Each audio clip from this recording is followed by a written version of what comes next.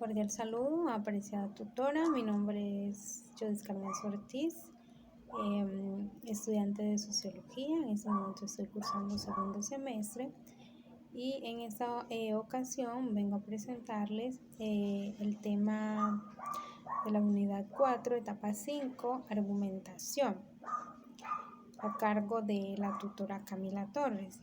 Empezamos con el desarrollo y el subdesarrollo.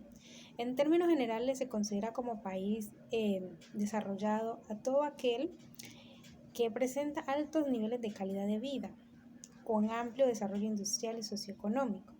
Son países que poseen un Producto Interno Bruto per cápita y Producto Nacional Bruto, así como un índice de desarrollo humano elevado. El sector industrial, comercio y los avances económicos son importantes factores económicos en estos países. Eso permite la existencia de un producto laboral activo. Además, una gran parte de la población tiene acceso a la educación superior y a una alta tasa de escolaridad. En cambio, se conoce como país subdesarrollado o país en vías de desarrollo aquel que tiene un Producto Interno Bruto per cápita, un Producto Nacional Bruto y un índice de desarrollo humano bajos en relación con países más desarrollados. Algunas de las características de los países desarrollados son la estabilidad política y la social, que son elementos clave dentro de estos países. No hay conflictos armados internos y presentan un mejor reparto de la riqueza y mayor igualdad social. El sistema de salud es fuerte y la seguridad social se encuentran al alcance de la mayoría de la población. La tasa de mortalidad infantil es mínima y la esperanza de vida es más larga que en otros países con menor desarrollo. Seguimos con los conceptos de sociedad tradicional y sociedad moderna. Una sociedad tradicional en el campo de la sociología es una sociedad que se basa en las reglas y costumbres fijadas en el pasado y que por tanto tiene un gran respeto por la tradición y las formas de comportarse que ésta dicta. Este tipo de sociedad humana se caracteriza por la importancia de la familia y los roles sociales tradicionales. Ejemplo, tenemos como ejemplo de la sociedad tradicional, la mujer es la encargada del hogar y los hijos y el esposo. El hombre es el encargado de llevar el sustento para el hogar. Mientras que en la sociedad moderna, tanto el hombre como la mujer se encuentran desarrollando las mismas actividades. La sociedad moderna, las socialidades evolucionan con la historia y las circunstancias. Para muchos han surgido diferentes nociones de sociedad vinculadas a la experiencia y prácticas realizadas, así como a las concepciones sociales y políticas clásicas. Diversos pensadores estudiaron el asunto, proveyeron a los actores sociales de interpretación de la realidad que contribuyeron a su comprensión y posterior transformación, colaboraron en la definición de la sociedad moderna. Sus características generales son instituciones políticas estables, administración pública racionalmente organizada, organización nacional legalmente resuelta y estable. Otro de los conceptos que tenemos es centralidad, periferia. La centralidad ha sido particularmente utilizada para referirse a las desigualdades sociales y económicas y su desigualdad distribución espacial, especialmente en el ámbito mundial. Hablamos en este sentido de los países centrales y países periféricos con significado similar a otras divisiones de su uso habitual como norte, sur, mundo desarrollado, subdesarrollo y primer mundo, tercer mundo. Capitalismo y dependencia. El capitalismo es un sistema económico-social basado en que los medios de producción deben ser de propiedad privada. El mercado sirve como mecanismo para asignar los recursos escasos de manera eficiente y el capital sirve como fuente para generar riqueza. Se llama teoría de la dependencia a un conjunto de teorías y modelos que tratan de explicar las dificultades que encuentran algunos países para el despegue y el desarrollo económico. Eurocentrismo y etnocentrismo. El eurocentrismo refiere más concretamente a la mirada del mundo a partir de la experiencia europea occidental, donde las ventajas o beneficios para los europeos y sus descendientes se consiguen a expensas de otras culturas, justificando esta acción con paradigmas o normas éticas. El etnocentrismo es un concepto elaborado por la antropología para mencionar la tendencia que lleva a una persona o grupo social a interpretar la realidad a partir de sus propios parámetros culturales. Otro concepto que también estamos desarrollando es urbano y rural. Lo urbano hace referencia a aquello perteneciente o relativo a la ciudad. Una ciudad es un área con una alta densidad de población y cuyos habitantes por lo general no se dedican a las actividades agrícolas, mientras que el tema rural está relacionado a la actividad, a la vida y actividad que se desarrolla en un campo, a las actividades agrícolas como la ganadería, entre otras. Otro concepto que también podemos mencionar es el de pobreza y riqueza, lo cual es una situación en la cual es posible satisfacer las necesidades físicas y psicológicas basadas de una persona, mientras que la riqueza es la abundancia de recursos e inmateriales. La pobreza es lo contrario de esta. Son aquellas personas que no tienen los recursos básicos para cubrir sus necesidades diarias, como vestir, la alimentación, la educación, salud, entre otras. Otro término del cual podemos hacer referencia es colonial y decolonial. Se entiende por colonial como concerniente, relativo, perteneciente y alusivo a la colonia del territorio donde habitan un conjunto de personas que van a otro lugar. Otro concepto es industrias culturales.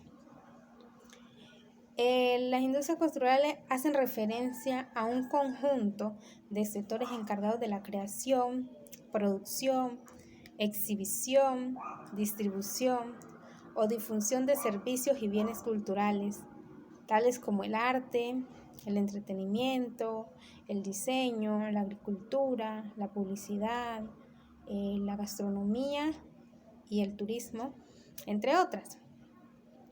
El concepto de hegemonía e ideología es la dominación y mantenimiento de poder que ejerce una persona o un grupo de personas para la persuasión de otro u otros sometidos, minoritarios a ambas cosas, imponiendo sus propios valores, creencias e ideologías que figuran y sostienen el sistema político y social.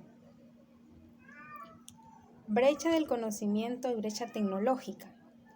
Es un término que hace referencia a la diferencia socioeconómica que existe entre aquellas comunidades que tienen internet y aquellas que no.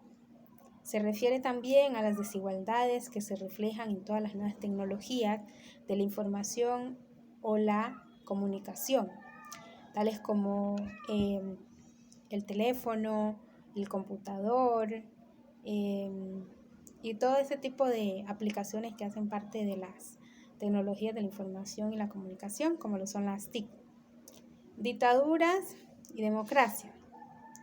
La dictadura es un sistema de gobierno donde el poder se concentra en una persona o en un grupo de personas que no están sometidas a las leyes. El control y separación de poderes, características de una democracia. mientras que la democracia es un término para designar una de las formas de gobierno en que puede ejercer el poder político del y para el pueblo.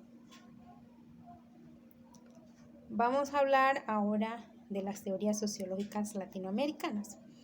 Y en primer lugar tenemos la teoría estructuralista desarrollista de la CEPAL. La originalidad del paradigma estructuralista radica en el planteo que tanto el desarrollo como el subdesarrollo constituyen un proceso único y que las desigualdades entre el centro y la periferia se producen a través de comercio internacional. Se concibe que centros y periferias se constituyen históricamente como resultado de forma en que el progreso técnico se propaga en la economía mundial. Es decir, los países centrales son los países industrializados, los países capitalistas, los países periféricos son los países subdesarrollados que basan su economía en la agricultura y la ganadería. Entre los autores tenemos a Raúl Prebisch, Aníbal Pinto, Celso Furtado y Osvaldo Zunke. Teoría de la dependencia. La teoría de la dependencia representó un esfuerzo crítico para comprender las limitaciones de un desarrollo iniciado en un periodo histórico en que la economía mundial estaba constituida bajo la hegemonía de enormes grupos económicos y poderosas fuerzas imperialistas, en donde la dependencia se expresaba claramente como la situación en la que un cierto grupo de países tenía su economía condicionada por el desarrollo y la expansión de otra economía a la que estaba sometida. Dentro de sus autores tenemos a Raúl Prebisch, Teotonio dos Santos, Enzo Faleto y Celso Furtado. Teoría de la liberación. Esta aparecía como la visión más adecuada, no solo para explicar la pobreza y la opresión de nuestros pueblos, sino, ante todo, como la que podía proponer las vías eficaces de su superación, precisamente porque detectaba los mecanismos en que la sociedad generan la opresión y la pobreza. Fue impactada fuertemente por la pobreza de América Latina. Gustavo Gutiérrez entiende que la teología de la liberación nace del deseo de enunciar el evangelio a pueblos dominados, clases sociales explotadas, razas despreciadas y culturas marginadas. Algunos de sus autores son Rubén Alves, Gustavo Gutiérrez y Camilo Torres. Teoría del desarrollo y subdesarrollo.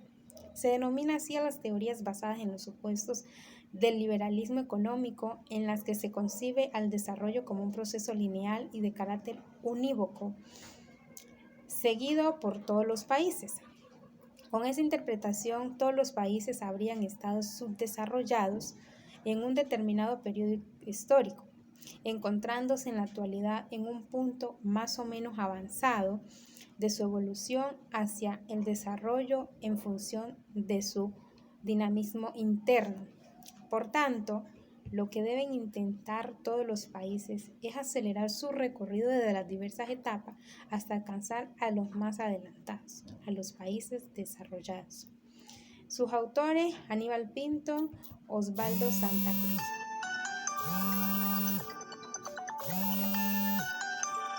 Teoría de la revolución.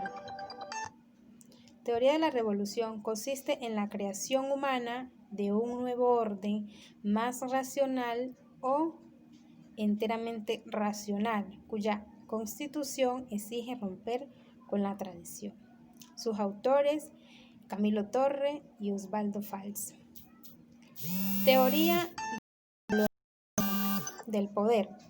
La colonialidad del poder refiere al sistema de dominio que se constituye a partir de un patrón de poder que se establece sobre las culturas indígenas de América sometidas por los colonizadores europeos. Autor, Aníbal Quijano. La teoría de la subalternidad es usado para referirse específicamente a las ciencias sociales, a sectores marginados y a las clases inferiores de las sociedades. Autor, Boaventura de Sousa Santos. Teoría de los estudios culturales. Los estudios culturales examinan sus materias en términos de prácticas culturas y sus relaciones con el poder. Tienen el objetivo de comprender la cultura en toda su complejidad y analizan el contexto político y social que es el lugar donde se manifiesta la cultura. Autor, Néstor García. Teníamos el tema de unas preguntas para darles respuesta. La primera de ellas es: ¿cuál es el papel del lugar y de la naturaleza en el debate sociológico latinoamericano y por qué debe estar en el centro del quehacer político y de las comunidades? El lugar es el espacio específico con algún grado de enraizamiento, linderos y conexión en la vida diaria, aunque su identidad sea construida y nunca fija. Continúa siendo importante en la vida de la mayoría de las personas, quizás para todas. El lugar se define como ciertas características sociales definitivas de un determinado lugar, lo cual es una zona específica. Por su parte, la naturaleza es importante que se construya una relación razonable con ella. ¿Por qué desde la perspectiva de Escobar es importante hacer visibles las múltiples lógicas locales de producción de culturas, identidades, prácticas ecológicas y económicas que emergen sin cesar de las comunidades de todo el mundo? Porque de este modo se puede conseguir comprender los acontecimientos que suceden en un determinado momento. También establecen parámetros alternativos para pensar acerca de la variedad de temas, desde la conservación de la biodiversidad hasta la globalización. ¿Puede el mundo ser preconcebido y reconstruido de acuerdo a la lógica de las prácticas de la cultura, la naturaleza y la economía?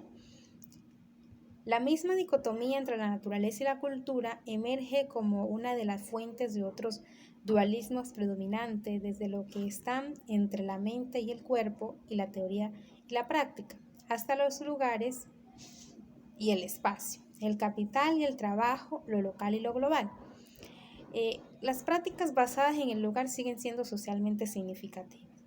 Estas quizás más claramente afirmado por Goodman y Rivera, cuyos modelos de campesinos mantuvieron un carácter basado en el lugar a pesar del hecho de que son el resultado de conversaciones y relaciones de larga data con los mercados y las economías globalizantes. ¿Cuál es el papel de profundizar en el conocimiento de pensamiento propio y nuevas categorías pensadas a partir de nuestras propias realidades en la formación como sociólogo? Ampliar las fronteras, reconocer, potenciar diversidades, abrirse a la inmensidad y la incertidumbre, ejercer y actuar la crítica como práctica, no solo como pensamiento u operación intelectual, desplegar la crítica a la propia crítica y reflexionar críticamente acerca de nuestra propia tarea cotidiana. Todas las propuestas que nos pueden acercar a trabajar en la producción del conocimiento científico transformador, movilizador, disruptivo. Muchísimas gracias, tutora y compañeros.